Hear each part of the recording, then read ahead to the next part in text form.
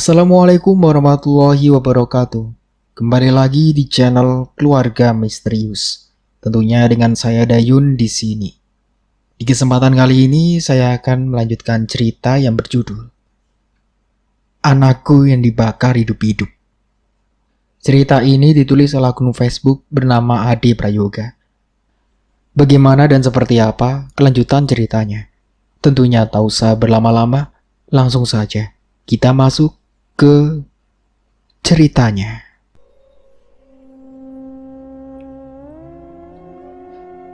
Yudi mengamati Alfian dari atas sampai ke bawah. Dia masih tidak percaya anak itu tersesat. Bagaimana mungkin jauh-jauh dari Bandung sampai bisa tersesat di desa terpencil seperti ini? Melihat Yudi dan Seno yang sepertinya masih tidak percaya, Alfian menambahkan, "Saya juga tidak tahu kenapa saya dan teman-teman saya bisa tersesat di sini, Pak. Tapi kami benar-benar sangat butuh bantuan. Mobil yang kami bawa terperosok dan menabrak pohon. Salah satu teman kami juga terluka." Yudi dan Seno saling pandang. Mereka bingung harus menolong Alfian atau tidak. "Piye, Mas?" tanya Seno. "Bagaimana ya? Tapi kalau tidak ditolong, bisa tidak selamat semua itu anak." Yudi tampak bingung.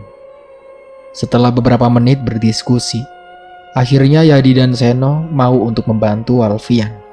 Tidak lupa, Seno membawa sebuah gerobak yang nantinya akan digunakan untuk membawa Seruni yang terluka. Tentunya setelah Alfian setuju untuk bermalam di desa tersebut. Seruni lega melihat Alfian kembali dengan membawa bantuan bersamanya. Ferry dan yang lainnya juga merasakan hal yang sama. Mereka senang Alfian bisa mendapatkan bantuan di tempat yang mereka pikir tidak ada seorang pun. Setelah Alfian memastikan Seruni sudah aman dan nyaman di dalam gerobak, Seno dengan hati-hati mulai menariknya. Sedangkan Alfian di bagian belakang membantu mendorong, diikuti teman lainnya yang berjalan beriringan.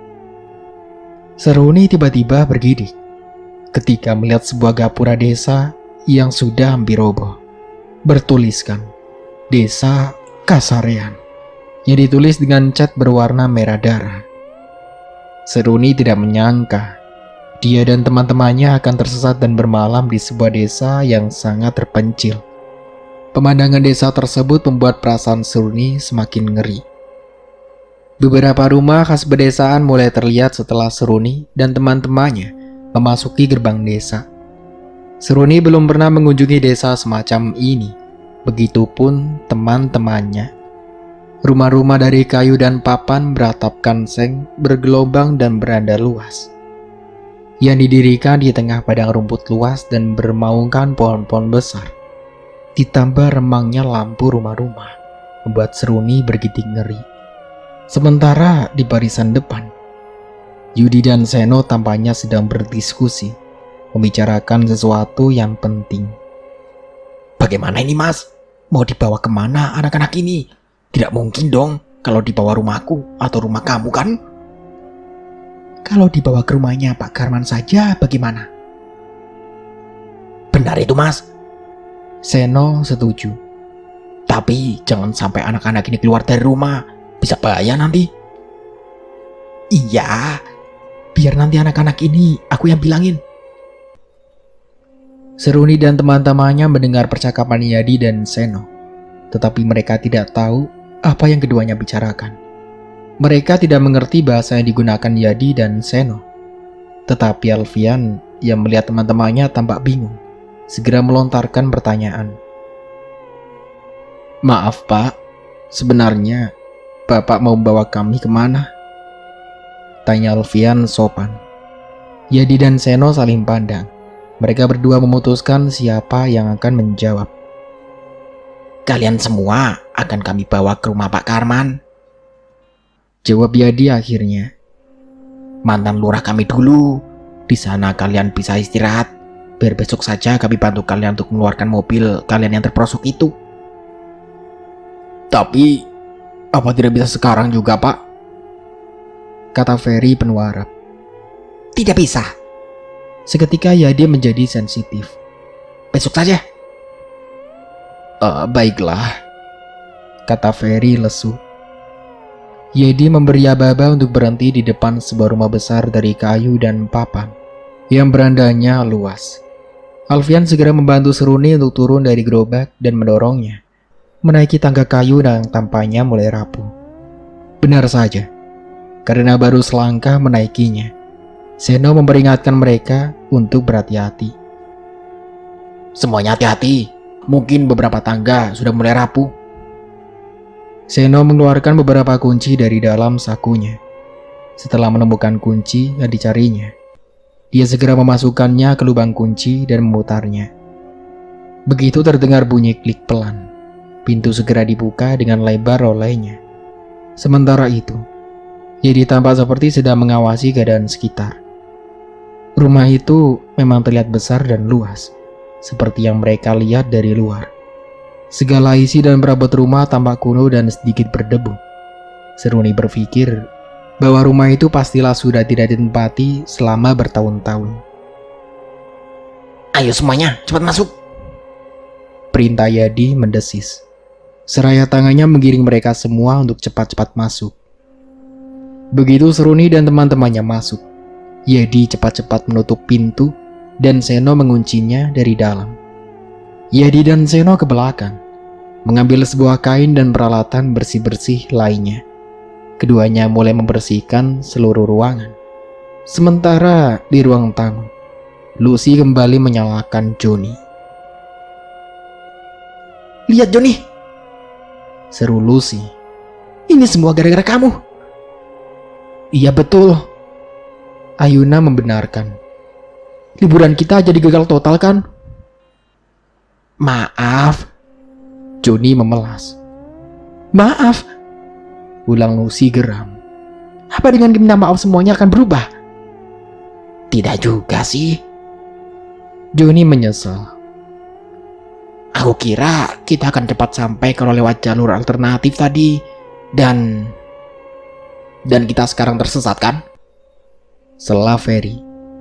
"Bukan hanya tersesat dan gagal liburan, kita juga harus menanggung biaya kerusakan mobil yang kita sewa itu." "Tapi ini juga salahmu, Fer." Johnny seakan tidak terima karena terus saja disalahkan. "Salahku? Apa salahku? Kamu yang memintaku untuk menggantikan Alfian menyetir kan?" "Ya, memang benar aku yang memintamu." "Aku Ferry. Tetapi aku tidak memintamu untuk memilih jalur yang lain kan?" "Memang sudah cukup," bentak Alfian yang baru saja juga selesai memperbaiki perban di kaki Seruni.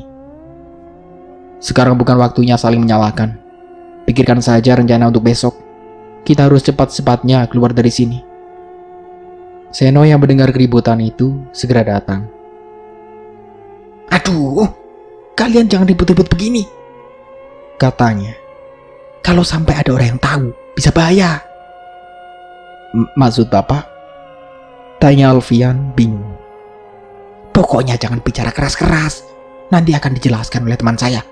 Sekarang kalian diam dan jangan berisik, sementara saya dan teman saya membersihkan tempat ini." Seno kembali ke belakang, menyelesaikan pekerjaannya untuk membersihkan bekas rumah Karman.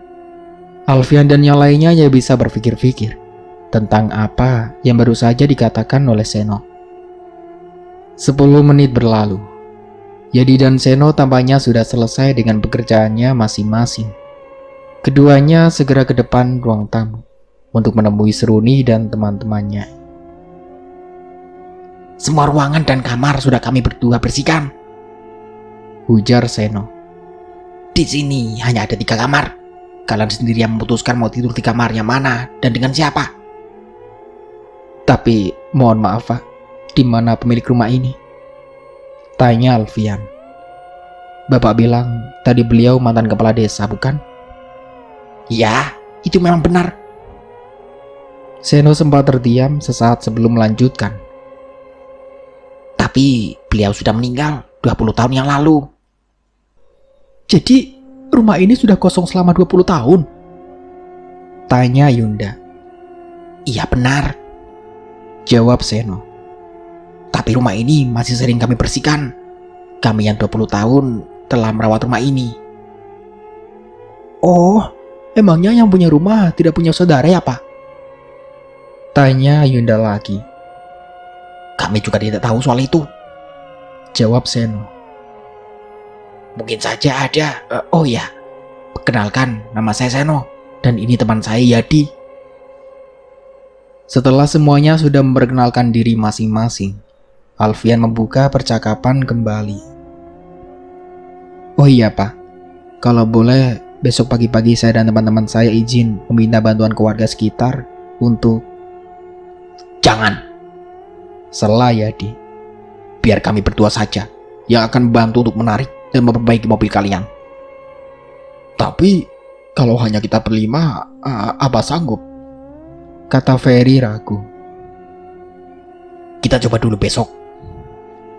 Alfian sebenarnya masih ragu, tetapi mau tidak mau menyetujuinya juga. Oh ya, ujar Yadi. Ada beberapa hal penting yang harus kami berdua sampaikan kepada kalian semua. Raut wajah Yadi tampak serius. Kami harap kalian bisa mematuhi apa yang kami katakan. Pasti Pak, katakan saja, yakin Alfian. Yadi menghela nafas berat sebelum memulai berbicara. Pertama, kalian tidak boleh membuat keributan di sini. Jangan sampai warga desa ini tahu keberadaan kalian. Dan jangan sampai mereka tahu rumah ini berpenghuni. Tapi kenapa? Tanya Lucy. Tolong kalian dengarkan dulu, pinta Seno sebelum beranjak ke jendela untuk mengawasi keadaan di luar rumah. Kedua, Yadi melanjutkan.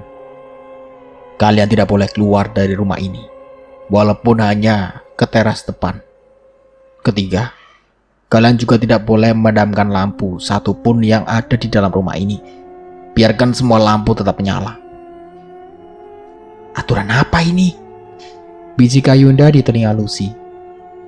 Mereka sebenarnya mau menolong kita atau membuat kita semua dikarantina sih? Mereka semua aneh. Lucy ganti berbisik ke telinga Yunda. Aku curiga mereka bukan orang baik-baik. Apa sebaiknya kita pergi saja dari sini?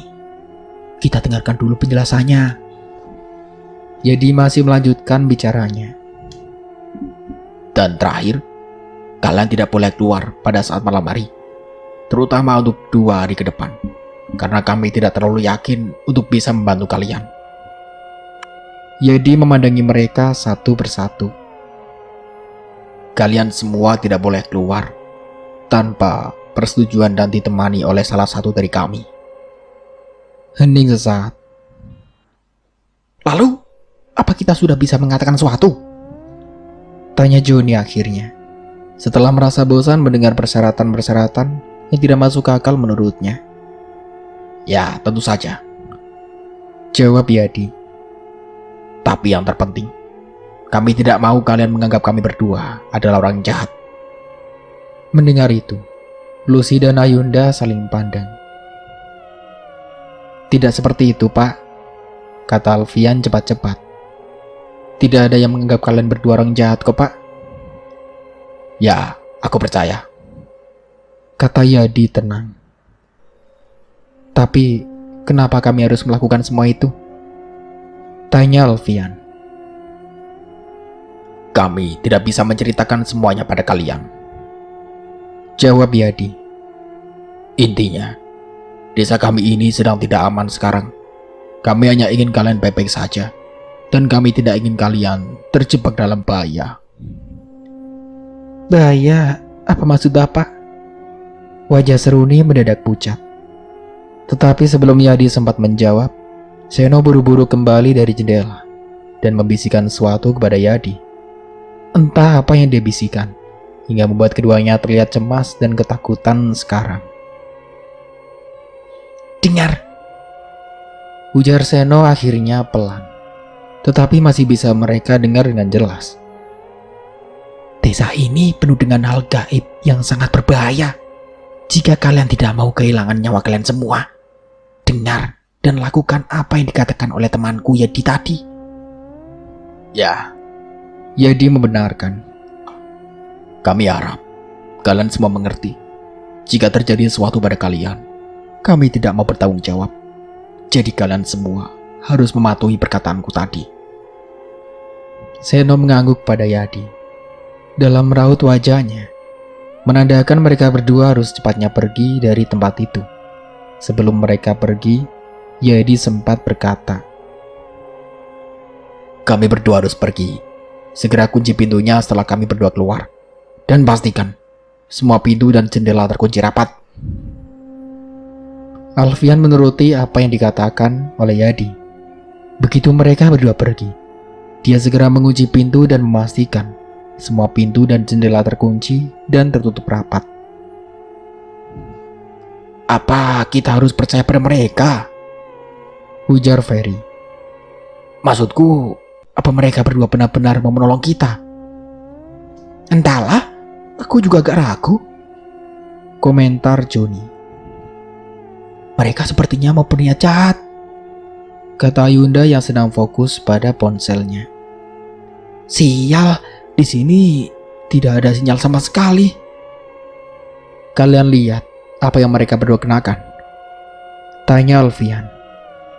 Mereka itu ansip desa, jadi mereka itu bukan orang jahat.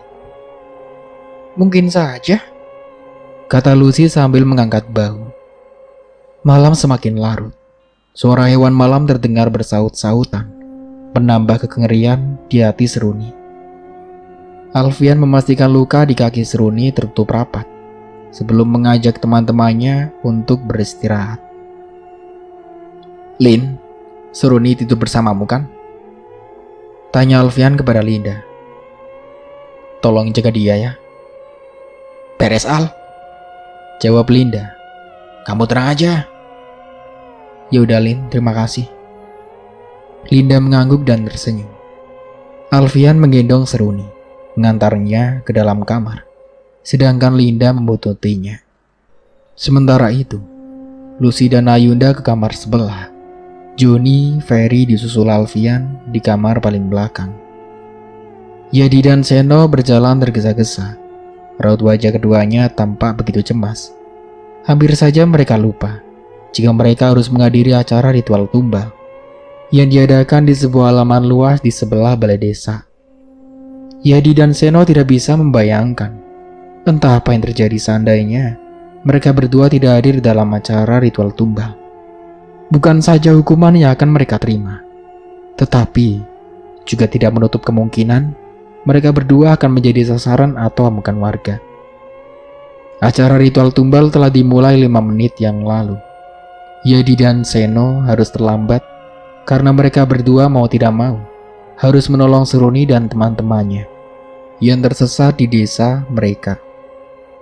Dengan nafas tersengal, Yadi dan Seno akhirnya sampai di tempat ritual, di mana seluruh warga desa sudah berkumpul untuk menyaksikan berlangsungnya ritual tumbal.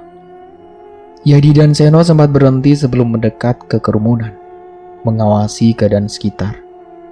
Setelah dirasa aman, perlahan keduanya mendekati kerumunan, berdiri di barisan paling belakang. Tanpa disadari oleh Yadi dan Seno, di sisi lain, tampak seseorang yang berdiri agak jauh di belakang kerumunan. Orang itu adalah Darmo, yang bertugas untuk menjaga keamanan dalam berlangsungnya acara ritual tumbal. Dia melihat Yadi dan Seno yang baru saja datang, tetapi tampaknya dia memilih untuk diam. Sulit bagi Yadi maupun Seno untuk melihat dengan jelas ke depan kerumunan. Mereka hanya bisa melihat sekilas saat dukun desa memasukkan darah dari piring yang terbuat dari tanah liat ke sebuah kendi kecil.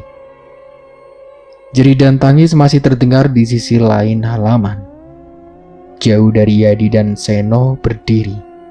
Jerit tangis itu berasal dari keluarga maupun saudara si calon tumbal. Yadi dan Seno masih berusaha untuk memperhatikan laki-laki muda yang telah dijadikan tumbal itu, yang sekarang sudah tidak bergerak sama sekali, dengan darah yang masih menetes dari ujung kepalanya. Tubuh pemuda itu diikat di sebuah tiang kayu secara terbalik. Tidak lebih dari 15 menit berlalu. Semua orang tampak tertidur pulas, kecuali Ayunda. Meski sudah berusaha keras untuk memejamkan mata, Ayunda tetap saja tidak bisa tidur. Muncullah sebuah ide di benaknya. Ayunda bangkit dari tempat tidurnya dengan sangat hati-hati, tanpa menimbulkan suara yang membuat Lucy terbangun nantinya. Dia mengeluarkan sebuah handycam dari dalam tasnya, berjalan perlahan menuju pintu belakang rumah. Sepekan mungkin dia membuka pintu itu, dan setelah berhasil dibuka, dia segera keluar tanpa lupa menutup pintu kembali. Ayunda menyusuri halaman belakang rumah yang dipenuhi rerumputan tinggi, memutar mengitari rumah menuju jalan utama desa.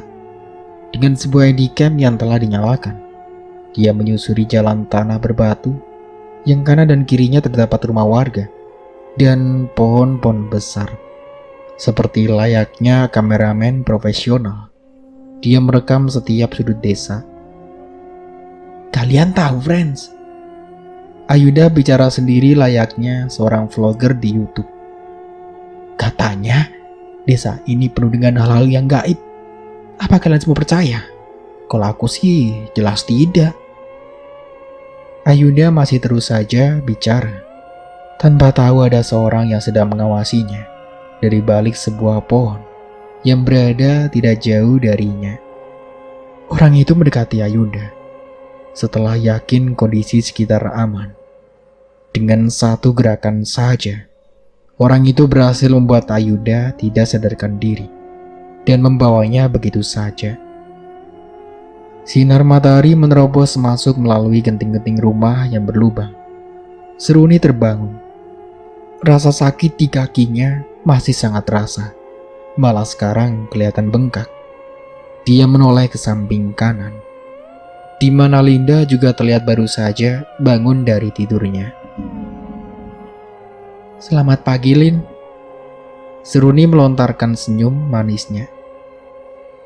Aku harap tidurmu nyenyak. Pagi juga. Linda menggeliat. Sebenarnya sih kurang nyenyak. Seruni maupun Linda masih sangat malas untuk bangun dari tempat tidur. Malahan Linda memutuskan untuk melanjutkan tidurnya lagi. Tepat di saat terdengar suara ribut-ribut dari luar kamar, Seruni penasaran, berharap bangun untuk memeriksanya. Tetapi dijaga oleh Linda yang lebih dulu bangkit. Pintu kamar terbuka. Tampak wajah Alfian dan teman-teman lainnya yang terlihat cemas. Seruni maupun Linda tidak tahu kenapa semua teman-temannya terlihat begitu cemas pagi ini. Ada apa? Tanya Linda bingung. Ayunda tidak ada di kamar, jawab Lucy panik. Dia tidak ada di mana-mana. Sudah kalian cari semua tempat? Tanya Linda lagi, memastikan. Sudah, Ferry yang menjawab. Tidak ada dimanapun. Lalu, kemana sebenarnya Ayunda pergi? Semua orang tampak sibuk. Mereka berusaha mencari Ayunda yang tiba-tiba saja menghilang entah kemana. Seluruh sudut rumah sudah mereka periksa. Tetap saja, Ayunda tidak ditemukan. Seruni masih terduduk di tempat tidurnya, menunggu kabar tentang Ayunda dengan harap-harap cemas. Sebelumnya, Alfian sudah mewanti-wantinya untuk tidak keluar dari kamarnya. Tetapi Seruni nekat. Seruni bangkit dari tempat tidurnya, menahan rasa sakit di kakinya saat mencoba untuk berjalan. Dia melangkahkan kakinya perlahan menuju ke arah belakang. Pintu WC dalam keadaan tertutup saat Seruni tiba di sana. Dia mencoba untuk membukanya. Pintunya tidak terkunci. Tetapi tidak ada Ayunda di dalam. Dia mencoba untuk mencari ke tempat lain. Seruni tertarik pada sebuah lorong yang lebarnya tidak lebih dari 1 meter. Di sana tidak terdapat satu ruangan pun. Hanya ada sebuah lukisan dengan tinggi 2 meter dan lebar 1 meter. Lukisan yang sangat besar. Sejenak Seruni mengamati lukisan itu. Meskipun sudah sangat kotor, dia masih bisa melihat apa yang dilukis dalam kanvas besar itu. Ada seorang pria dan wanita yang menggendong anak kecil. Senyum anak itu sungguh manis sekali. Seruni berpikir bahwa yang ada dalam lukisan itu pastilah keluarga pemilik rumah ini. Namun, yang membuat Seruni bingung, kenapa ada lorong tanpa adanya satu ruangan pun di sana? Mendadak kaki Seruni terasa semakin sakit. Bengkaknya bertambah. Dia bermaksud untuk menyadarkan tubuhnya ke dinding. Lebih tepatnya, lukisan. Namun, baru setengah menyadarkan tubuhnya. Entah dinding papan itu yang sudah rapuh, atau berat tubuh Seruni yang terlalu berat. Dinding itu ambruk begitu saja, dan Seruni terjatuh. Seruni akhirnya bisa bangkit setelah dengan susah payah. Dia berusaha membersihkan pakaiannya yang kotor oleh debu. Tetapi niatnya batal karena menyadari tempatnya berdiri sekarang, yang ternyata adalah sebuah ruangan. Ruangan itu gelap dan sangat kotor. Seruni mengeluarkan ponsel dari dalam saku celananya, menyalakan lampu flash untuk bisa melihat isi ruangan itu. Rasa sakit di kakinya seperti hilang, digantikan oleh rasa penasaran akan ruangan itu. Namun, baru beberapa langkah untuk Seruni masuk lebih dalam. Suara-suara langkah kaki yang mendekat membuat dia menghentikan langkahnya. "Seruni!" Alfian dengan wajah cemas muncul di ambang pintu bersama teman-temannya. Dia menghampiri Seruni. "Bukannya aku sudah melarangmu untuk tidak keluar dari kamar?" Alfian menaruh tangan Seruni ke bahunya. "Kamu itu selalu keras kepala." "Jangan terlalu khawatir, Al. Aku hanya..." kata Seruni. "Wow, sepertinya kamu telah menemukan ruang rahasia, Seruni," bangkit Johnny, yang membuat perkataan Seruni terhenti. Alfian dan yang lainnya menyadari perkataan Johnny. Ya, itu memang sebuah ruangan rahasia. Tidak ada yang berbicara. Mereka menyalakan flash pada ponsel masing-masing, mulai mengamati ruangan itu. Di sana, banyak sekali kardus yang ditumpuk, beberapa foto, serta sebuah lemari yang kelihatannya berisi benda-benda antik. Ferry dan Johnny begitu tertarik pada sebuah benda-benda antik yang ada di dalam lemari. Sementara Seruni tampaknya lebih tertarik pada beberapa foto yang tersimpan di kardus. Dengan bantuan Alfian, Seruni menghampiri kardus itu, memungut beberapa foto dan mengamatinya. "Orang-orang ini sama seperti yang ada dalam lukisan," gumam Seruni setelah mengamati salah satu foto yang diambilnya.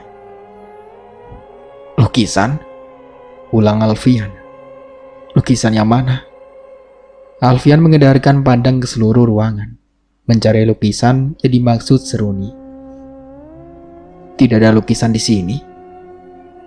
"Lukisan besar itu." Seruni menunjuk lukisan yang sekarang sudah terletak di lantai. "Kakiku tadi sakit dan aku bersandar ke lukisan itu. Dindingnya ambruk dan aku ikut jatuh." "Tapi kamu tidak apa-apa kan?" Alfian memperhatikan Seruni dari ujung kepala sampai ujung kaki. "Tidak, Al, aku tidak apa-apa," yakin Seruni. Seruni mengelus pipi Alfian pelan. "Kalau kamu sampai..." "Aku tahu. Kalau begitu aku minta maaf," sela Seruni. Alfian menatap Seruni dengan seksama. "Dengan satu syarat." Seruni mengernyit. "Apa itu?" "Jangan lagi melakukan hal-hal yang bisa membuatku khawatir." Seruni tersenyum dan mengangguk. "Baiklah." Seruni kembali mengamati beberapa foto yang dipegangnya bersama Alfian. Semua foto itu tampak sudah pudar di beberapa bagian. Tetapi Seruni yakin orang-orang yang ada di foto itu sama dengan apa yang ada di lukisan tadi. Al? Iya, kenapa? Bukankah Pak Seno bilang kalau pemilik rumah ini sudah meninggal? Iya, terus? Perempuan dan anak kecil ini di mana mereka? Aku juga tidak tahu. Mungkin saja mereka juga sudah meninggal. Seruni mengamati foto yang lain. Di foto yang dilihat sekarang, ada 4 anak. 2 laki-laki dan 2 perempuan. Salah satu anak laki-laki di foto itu mirip sekali dengan laki-laki yang ada di dalam lukisan dan foto sebelumnya. Seruni berpikir, mungkin saja mereka adalah saudara yang ada di dalam lukisan itu. Beberapa foto yang dipegang Seruni terjatuh. Saat itulah Seruni melihat ada tulisan di belakang foto-foto itu. Alfian juga melihatnya. Dia segera memunguti foto-foto itu. Keluarga kecilku, 10 April 1984. Alfian membaca tulisan yang ada di belakang salah satu foto itu. 4 bersaudara, 19 Desember 1979. Alfian kembali membaca tulisan di foto lainnya. Apa yang Seruni pikirkan ternyata benar. Sementara itu, di sisi lain, Ferry dan Johnny sedang asik melihat barang-barang kuno dan antik yang ada di dalam lemari. Linda dan Lucy lebih tertarik pada sebuah kotak kayu besar yang di dalamnya berisi banyak sekali aksesoris dan perhiasan emas. Ini emas asli, pekik Lucy. Kita menemukan harta karun. Mendengar itu, Ferry dan Johnny bergegas menghampiri. Ini semua bukan milik kita, Lucy, Linda mengingatkan. Tapi ini sudah lama sekali tidak ditempati kan? Pipi rumah ini juga sudah meninggal, kata Lucy. Bukan berarti keluarga atau kerabatnya tidak ada kan? Sangkal Alfian, seraya memapa Seruni untuk mendekat. Pemilik rumah ini punya keluarga dan kerabat. Kami berdua melihatnya di foto. Jadi semua itu bukanlah milik kita. Tidak ada hak untuk kita mengambilnya. Tuh dengar, jangan coba-coba untuk mengambilnya, Linda memperingatkan. Iya deh iya, kata Lucy sebal. Untuk sementara, Seruni dan teman-temannya lupakan Ayunda yang masih belum ditemukan. Sampai akhirnya, mereka mendengar suara ketukan pintu dari arah belakang. Ferry dan Johnny bergegas untuk memeriksanya. Seruni dan yang lainnya bergegas meninggalkan ruangan itu. Ketika mereka sampai di perbatasan antara ruang keluarga dan dapur, Yadi dan Seno muncul, diikuti oleh Ferry dan Johnny di belakangnya. Ini, kami bawakan sarapan dan makan siang untuk kalian semua, ujar Seno, seraya meletakkan 2 rantang susun di atas meja. Sedangkan Yadi meletakkan 1 plastik besar berwarna hitam, yang tidak Seruni dan teman-temannya ketahui isinya. Kami harap kalian tidak membuat keributan di sini, ujar Yadi. Tidak pak, tapi kami ada satu masalah, kata Alfian setelah membantu Seruni untuk duduk. Masalah apa? Tanya Yadi. Teman kami Ayunda hilang pak, jawab Ferry. Hilang? Yadi tampak terkejut dan kelihatan panik. Hilang bagaimana maksudnya? Kami juga tidak tahu pak. Dia sudah tidak ada saat kami bangun, tutur Alfian. Seno menghela nafas. Kami berdua sudah memperingatkan kalian semua kan? Teman kalian itu pasti mengabaikan peringatan dari kami. Terus, apa yang harus kami lakukan, Pak? Kami harus mencarinya kemana? Tanya Seruni. Jangan. Maksudku, biar kami berdua saja yang akan mencari temanmu itu. Seno menatap Seruni dengan terkejut. Tapi setidaknya beberapa teman kami bisa ikut Bapak untuk mencari teman kami itu. Seruni menyarankan. Tidak perlu. Kami sudah bilang, kalian tidak boleh keluar dari rumah ini, kata Yadi dingin. Tapi kenapa? Tanya Seruni yang tampak penasaran. Ceritanya panjang, jawab Yadi. Kami bisa mendengarkan. Tapi kami tidak bisa menceritakannya. Kalian harus tetap di dalam rumah ini. Jangan keluar dan jangan buat keributan. Kami berdua akan mencari teman kalian itu. Yadi bangkit dari kursinya. Ingat itu, jangan pernah keluar dari rumah ini. Seno juga berdiri dari kursinya. Tolong kunci lagi pintunya, kata Yadi. Seraya berjalan menuju pintu belakang diikuti Seno. Seno mengikuti Yadi dan Seno ke pintu belakang.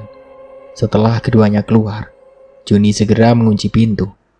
Sementara itu, Seruni dan yang lainnya sedang membicarakan tentang hilangnya Ayunda.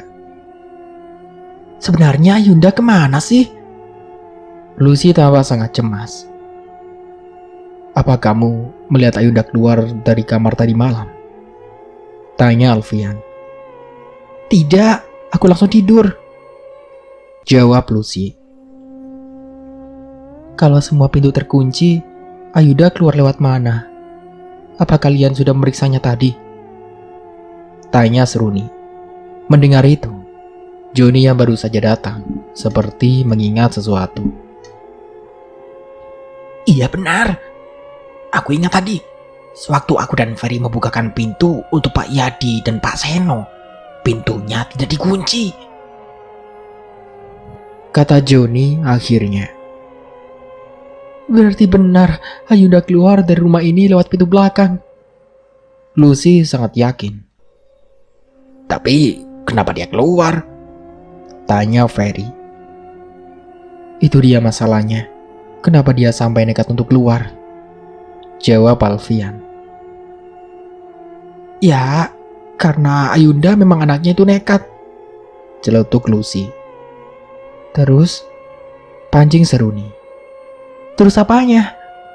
Lucy tambah bingung. Hal yang bisa membuat Ayunda nekat keluar dari rumah ini. Maksudnya? Lucy seperti mengingat sesuatu. Handycam, dia kadang sok sekali ngevlog sebentar. Aku akan memeriksa apakah alat itu ada di dalam tasnya atau tidak. Semua orang diam dan menunggu Lucy kembali. Handycam Ayunda tidak ada di dalam tasnya, tutur Lucy saat kembali. Itu berarti dia memang sengaja keluar untuk ngevlog, Linda menyimpulkan. Dan semua itu karena Ayunda tidak percaya dengan apa yang dikatakan oleh Pak Yadi dan Pak Seno, tambah Ferry. Nekat amat itu anak, gumam Joni. Seruni menghela nafas. Itu alasannya masuk akal. Lalu, apa yang harus kita lakukan sekarang? Lucy tampak sangat mencemaskan Ayunda. Sebaiknya kita tunggu Pak Yadi dan Pak Seno datang, Alfia menyarankan. Apa kita tidak bisa untuk ikut mencarinya juga? Kalian semua dengarkan, kita tidak boleh keluar dari rumah ini, kata Alfian. Menurutku, apa yang dikatakan Alfian itu benar. Sekarang harus menunggu sampai Pak Yadi dan Pak Seno datang. Seruni berusaha untuk meyakinkan Lucy dan yang lainnya. Iya, kalau mereka berdua berhasil menemukan Ayunda, tugas Lucy. Lagian, apa kalian semua percaya pada kedua orang itu? Mungkin saja mereka itu orang jahat. Aku malah curiga, jangan-jangan mereka berdua yang telah menculik Ayunda. Tenang Lucy, aku tahu kamu sangat mengkhawatirkan Ayunda. Apa kamu pikir kita semua tidak? Linda berusaha untuk menenangkan Lucy. Iya sayang, aku yakin Ayunda akan ditemukan. Kata Joni, seraya mendekati Lucy. Jangan berani-berani mendekat, bentak Lucy. Joni akhirnya mengurungkan niatnya untuk mendekati Lucy. Linda benar, kami semua juga mengkhawatirkan Ayunda, kata Seruni. Kita semua tidak tahu apa yang sebenarnya terjadi di desa ini. Kita juga tidak tahu cerita di balik semua ini. Tapi aku sangat yakin kalau Pak Yadi dan Pak Seno bukan orang jahat. Tenanglah Lucy, semua akan baik-baik saja kok. Linda sekali lagi meyakinkan Lucy. Tapi, duduklah dulu. Linda memaksa Lucy untuk duduk. Kita semua harus tenang dan jangan berpikiran yang tidak-tidak. Lebih baik kita semua makan dulu sekarang. Kita belum makan dari kemarin kan? Tanpa menunggu, Joni langsung menyambar salah satu rantang, susun dan membukanya. Ferry yang penasaran pada plastik hitam besar, segera membukanya. Yang ternyata isinya adalah beberapa piring plastik, sendok plastik, gelas plastik, air putih 3 botol besar, dan ada juga 1 sisir buah pisang. Seruni hanya makan sedikit, meski Alfian sudah mengambilkannya nasi dan sayur yang cukup banyak. Sementara Lucy yang awalnya bersikeras untuk tidak mau makan, setelah dibujuk oleh Linda dan Seruni, akhirnya mau makan juga, banyak malahan. Baru 5 menit setelah mereka semua selesai makan, dengan santainya, Ferry dan Joni masuk ke dalam kamar untuk tidur. Lucy tampak kesal. Di saat Ayunda belum ditemukan, Ferry dan Joni malah enak-enakan tidur. Lucy terus saja mundar-mandir dengan ponsel di tangannya, berharap pada sinyal yang masuk ke ponselnya itu. Linda dan Seruni berkali-kali mencoba untuk membuat Lucy tenang, tetapi gagal. Sementara itu, Alfian duduk di ruang tamu dengan harap-harap cemas. Berjam-jam sudah, Seruni dan teman-temannya menunggu kabar dari Yadi dan Seno. Matahari sudah benar-benar tenggelam, tetapi sampai sekarang, Yadi dan Seno tidak kunjung datang. Seruni dan yang lainnya sempat dibuat panik, gara-gara Lucy yang bersikeras untuk mencari Ayunda. Tetapi niatnya batal ketika terdengar suara ketukan pintu. Alfian bergegas membukakan pintu belakang. Setelah yang dilihatnya adalah Yadi dan Seno. Mereka berdua segera masuk dengan menenteng 2 rantang susun besar dan 1 plastik hitam besar yang kelihatannya berisi beberapa selimut. Alfian memberitahu Yadi dan Seno bahwa teman-temannya ada di ruang keluarga. Dia ingin menanyakan tentang Ayunda. Saat dia melihat Ayunda tidak ada bersama mereka, tetapi tidak jadi. Lucy yang sedari tadi cemas langsung menanyakan Ayunda kepada Yadi dan Seno saat mereka berdua tiba di ruang keluarga. Mana Ayunda? Tanyanya, seraya bangkit dari kursinya, melihat kalau Ayunda ada di belakang mereka. Baik Yadi dan Seno tidak menjawab. Baru setelah mereka meletakkan barang-barang yang dibawakannya ke atas meja, Seno menjawab. Kami berdua belum bisa menemukan teman kalian itu. Apa? Oh Tuhan, bagaimana ini? Pekik Lucy. Kami berdua sudah berusaha mencarinya ke seluruh bagian desa, tapi kami tetap tidak menemukannya, kata Seno lesu. Tapi kami akan mencarinya lagi, kata Yadi cepat-cepat. Lucy sudah tidak sanggup lagi menahan air matanya untuk tidak keluar. Linda yang duduk di sampingnya berusaha menenangkan Lucy dan memeluknya. Belum ditemukannya Ayunda membuat Lucy sangat sedih, karena memang dialah orang yang paling dekat Ayunda dibanding yang lain. Melihat itu, Alfian tidak bisa mempercayakan ini kepada Yadi dan Seno. Saya akan ikut Bapak untuk mencari Ayunda, ujar Alfian akhirnya. Tidak, biar kami berdua saja yang akan mencarinya. Yadi tampak terkejut dan ketakutan. Kenapa? Karena bahaya? Tanya Seruni yang sudah tidak bisa untuk menyimpan rasa penasarannya. Bapak-bapak ini selalu bilang bahaya, sedangkan bapak sendiri tidak pernah mau mengatakan bahaya apa itu. Yadi dan Seno saling pandang. Baik Yadi maupun Seno tidak tahu harus mengatakan apa dan bagaimana cara untuk menjelaskannya kepada Seruni dan teman-temannya. Kenapa Pak Yadi dan Pak Seno diam?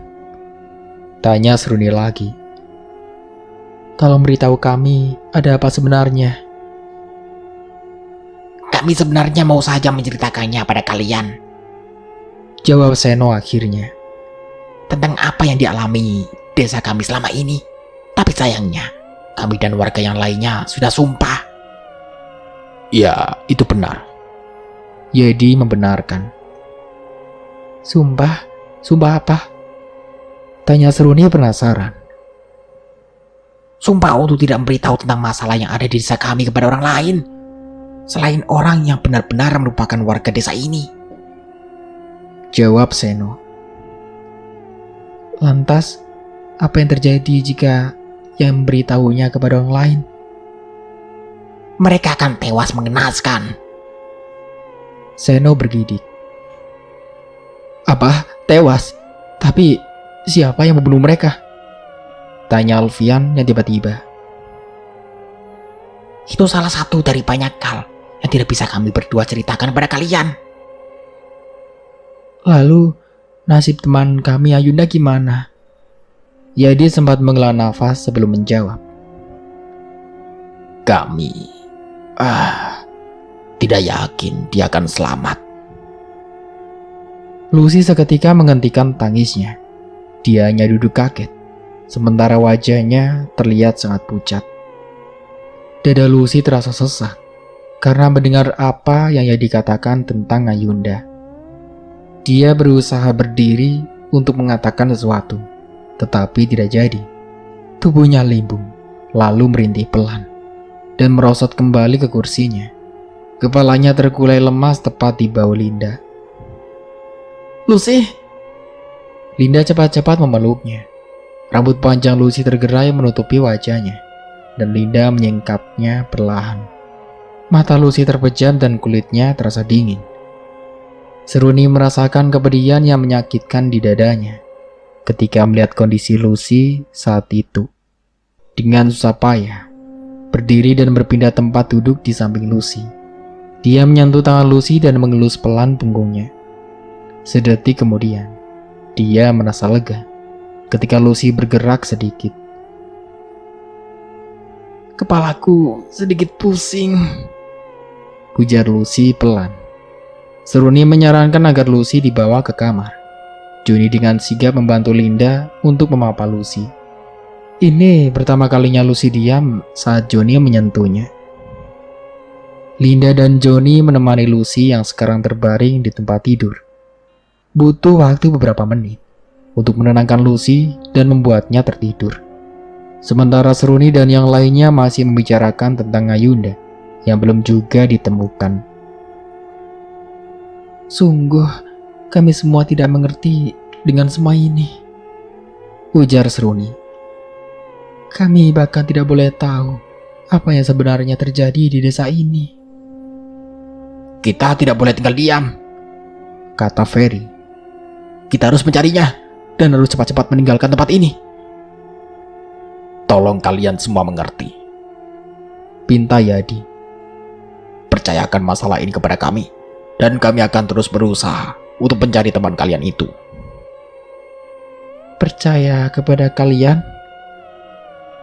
Ulang Seruni tidak yakin. Bagaimana bisa kami semua percaya? Kalian tahu benar tentang apa yang terjadi di desa kalian ini. Tapi kalian bawa kami semua ke sini. Itu semua kami berdua lakukan untuk menyelamatkan kalian. Menyelamatkan? Apa ini yang kalian sebut menyelamatkan?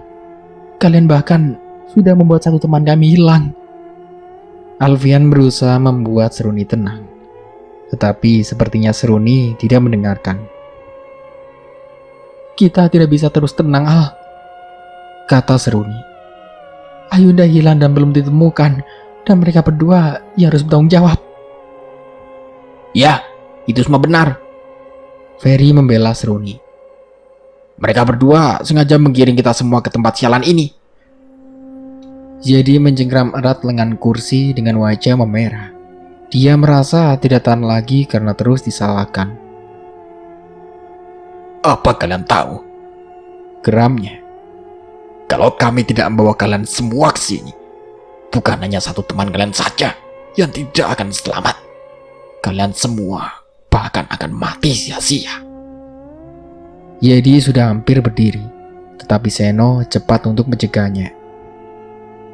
Apa yang dikatakan temanku ini benar, ujar Seno. Semua ini kami lakukan untuk menyelamatkan nyawa kalian semua. Jika kalian ingin menyalahkan orang, salahkan temanmu yang sekarang hilang itu. Geram Yedi lagi. Kami sudah memperingatkannya, tapi dia tidak mau mendengarkan kami. Seruni terdiam. Dia menyadari apa yang telah dilakukannya tadi. Tidak seharusnya dia menyalahkan Yedi dan Seno. Seruni menyesal. Maaf, ujar Seruni akhirnya. Kami terbawa emosi. Kami semua sangat cemas saat ini. Yedi menghela nafas. Setidaknya dia merasa lebih tenang sekarang.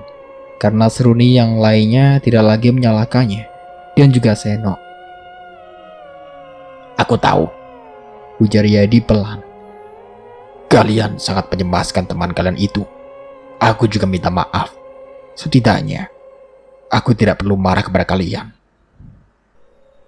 Tidak apa-apa, Pak, kata Alfian, yang berusaha membuat suasana menjadi tenang. Tidak perlu minta maaf, Pak. Itu perlu. Yedi menyandarkan tubuhnya ke kursi. Dia tidak sengaja melihat luka di kaki Seruni yang kelihatannya semakin membengkak.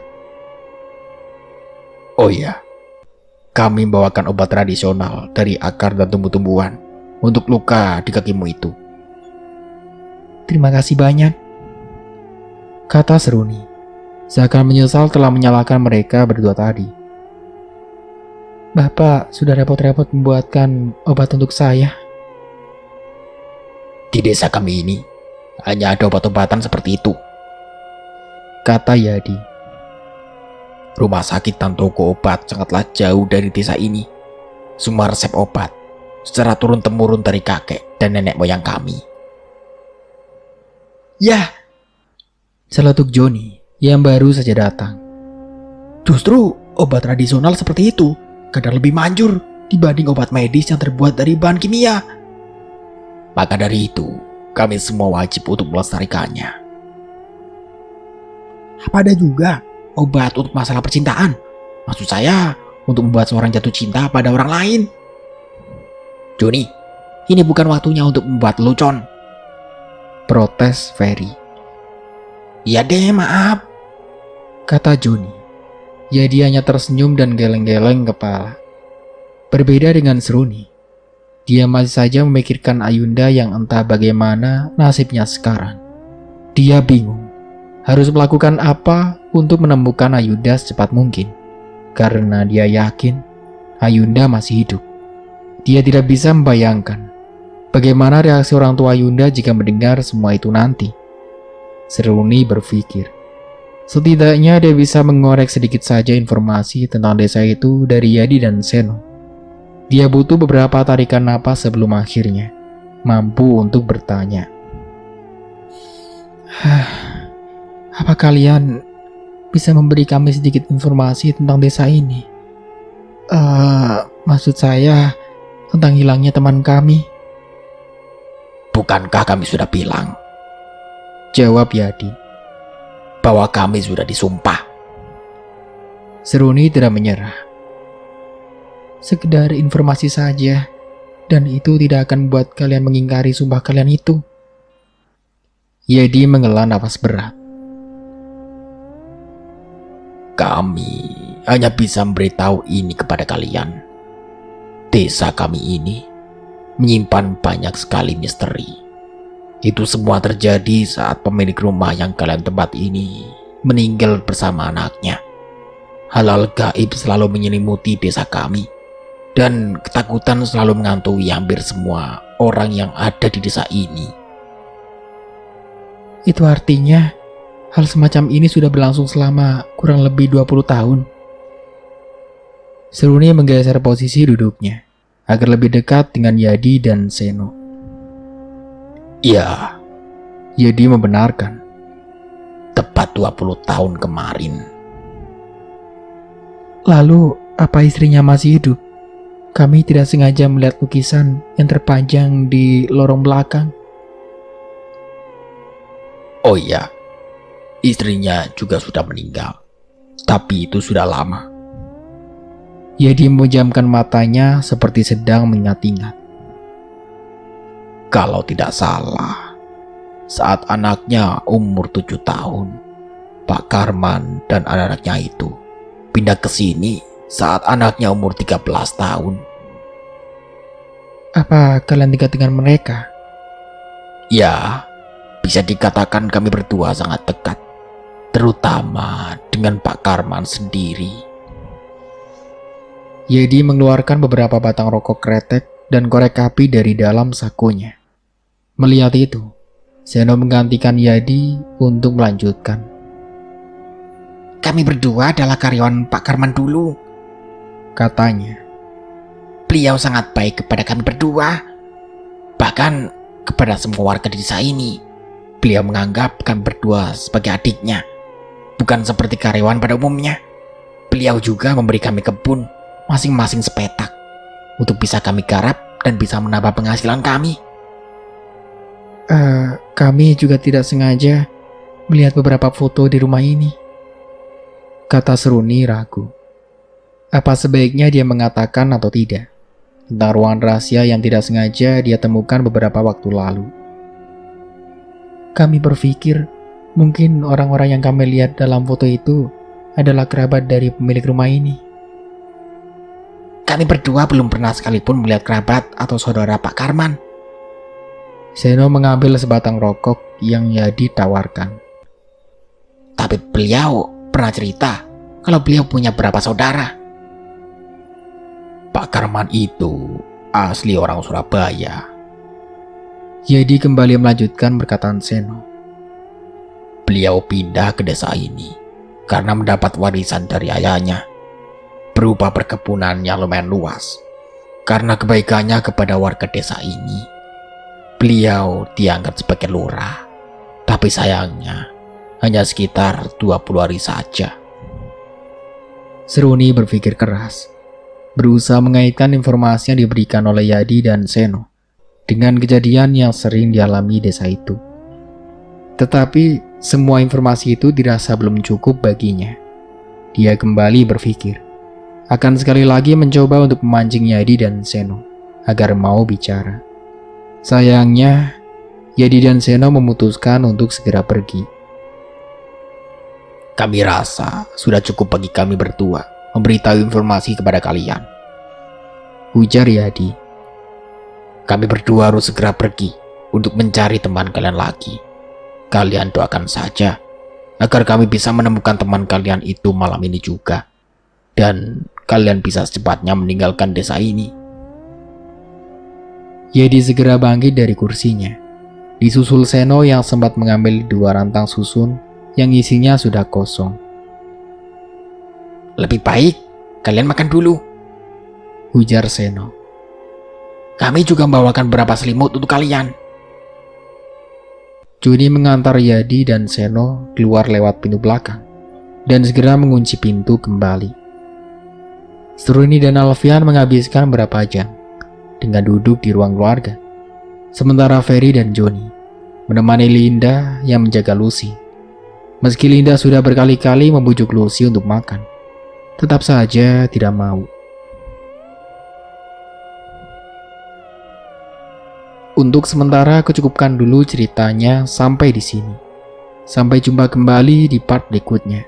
Saya Dayun, pamit undur diri. Kurang lebihnya mohon maaf. Wassalamualaikum warahmatullahi wabarakatuh.